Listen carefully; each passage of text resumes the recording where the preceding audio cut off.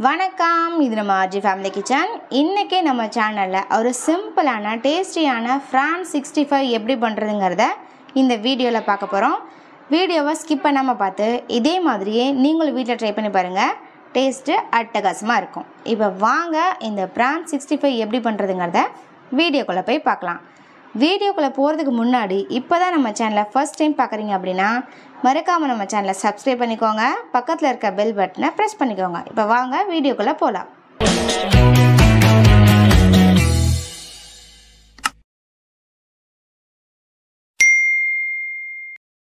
PRAN 65 பண்ணுறதுக்காக நான் ஒரு 1/4 kg அளவு ப்ரான் எடுத்திருக்கேன். இதை கடையிலேயே கொடுத்து நீட்டாக க்ளீன் பண்ணிட்டேன். இங்கே பாருங்கள், இந்த மாதிரி இடையில நல்லா கீரல் போட்டு உள்ளே இருக்கிறது எல்லாமே நல்லா வாஷ் பண்ணி கொடுத்துட்டாங்க. இப்போது வாங்க 65 பண்ணலாம். ஒரு பவுல் எடுத்துக்கோங்க. இதில் நம்ம க்ளீன் பண்ண இந்த ப்ரானெல்லாம் சேர்த்துக்கலாம். கொஞ்சமாக மஞ்சள்தூள் சேர்த்துக்கலாம். 1 ஸ்பூன் அளவு இஞ்சி பூண்டு பேஸ்ட்டு சேர்த்துக்கலாம். 1/4 ஸ்பூன் அளவு பெப்பர் பவுடர். காரத்துக்கு ஏற்ப 1 ஸ்பூன் வரமிளகாய் தூள். கலருக்காக ஒரு 1/2 ஸ்பூன் அளவு நான் காஷ்மீரி சில்லி பவுடர் சேர்த்துருக்கேன். இருந்தால் சேர்த்துக்கோங்க, இல்லாட்டி ஸ்கிப் பண்ணிக்கலாம். ஒரு 4 ஸ்பூன் அளவு கடல மாவு சேர்த்துக்கலாம். இந்த ப்ரான் ஃப்ரை நல்லா கடல மாவு சேர்த்து பண்ணிங்க அப்படின்னா நல்லா டேஸ்ட்டாக இருக்கும். நான் கார்ன்ஃப்ளவரில் எதுவுமே சேர்க்கல. கடல மாவும் அரிசி மாவு இது ரெண்டை வச்சு தான் இந்த ப்ரான் ஃப்ரை பண்ண போகிறோம். ஸோ இதுவே போதும், இது நல்லா டேஸ்ட்டாக இருக்கும். இதில் ஒரு 2 ஸ்பூன் அளவு அரிசி மாவும் சேர்த்துக்கலாம். தேவையான அளவு உப்பு சேர்த்துக்கலாம். இதுலேயே ஒரு 1/2 லெமனை பிழிஞ்சு விட்டுக்கலாம். கொஞ்சமாக மல்லித்தூள் சேர்த்துக்கலாம். ஒரு முட்டையை சேர்த்துக்கலாம். அவ்வளோதாங்க. இப்போ இது எல்லாத்தையுமே நல்லா மிக்ஸ் பண்ணிக்கலாம். உங்களுக்கு நான் கலருக்காக கேசரி பவுடர் எதுவுமே சேர்க்கல. ஏன்னா நான் காஷ்மீரி ரெட் சில்லி சேர்த்துருக்கேன் இல்லைங்களா, ரெட் சில்லி பவுடர். அதனால் நான் கலருக்கு எதுவுமே சேர்க்கல. உங்களுக்கு கொஞ்சம் கலர் வேணும் அப்படின்னா நீங்கள் வேணால் கேசரி பவுடர் கூட சேர்த்துக்கலாம். இப்போ இந்த மசாலாஸ் எல்லாமே ப்ரானோட எல்லா சைடும் படுற மாதிரி நல்லா மிக்ஸ் பண்ணிக்கலாம். பாருங்கள், எல்லாத்தையுமே நல்லா மிக்ஸ் பண்ணியாச்சு. இந்த ப்ரான் இந்த மசாலாவில் ரொம்ப நேரம் ஊறணும் அப்படிங்கிற அவசியம்லாம் இல்லை. ஒரு 10 நிமிஷம் மட்டும் இது ஊறினா போதும். அப்புறம் நம்ம பொரிச்சிக்கலாம்.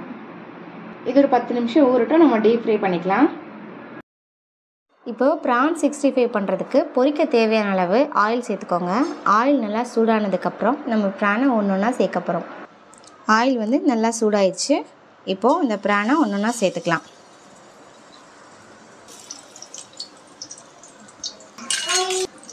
இது மேலேயே அப்படியே கொஞ்சமாக கருவேப்பிலையும் தூவி விட்டுக்கலாம்.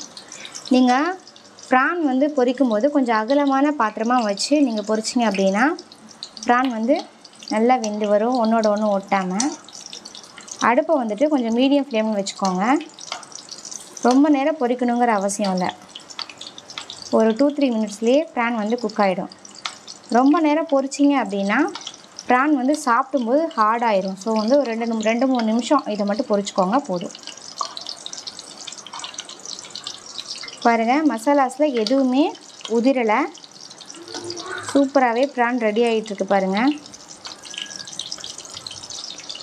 ப்ரான் 65 ரொம்ப ஒரு ஈஸியான ரெசிபி. குழந்தைங்க எல்லாருக்குமே ரொம்ப பிடிக்கும். ரொம்ப ஹெல்த்தியான ஒரு டிஷ்ஷு. மறக்காமல் இந்த வாரம் நீங்கள் ட்ரை பண்ணி பாருங்கள். டேஸ்ட்டு அட்டகாசமாக இருக்கும். பாருங்கள், அவ்வளோதான். எல்லாத்தையுமே சூப்பராக பொரிச்சாச்சு. ப்ரான் 65 ரெடி ஆயிடுச்சு. பாருங்கள், ப்ரான் எல்லாத்தையுமே பொரிச்சு எடுத்தாச்சு. இப்போ இந்த சூட்லேயே ஒரு 1/2 ஸ்பூன் அளவு பெப்பர் சேர்த்து நல்லா இந்த மாதிரி குளிக்க விட்டு அதுக்கப்புறம் இதை சாப்பிட்டு பாருங்கள். இந்த ப்ரானோட டேஸ்ட்டு இன்னுமே சூப்பராக இருக்குங்க. சிம்பிளான டேஸ்டியான ப்ரான் 65 சூப்பராகவே ரெடி ஆயிடுச்சு. இதே மாதிரியே நீங்களும் வீட்டில் ட்ரை பண்ணி பார்த்துட்டு டேஸ்ட் எப்படி இருந்துச்சு அப்படிங்கிறத மறக்காமல் கமெண்ட்டில் சொல்லுங்கள்.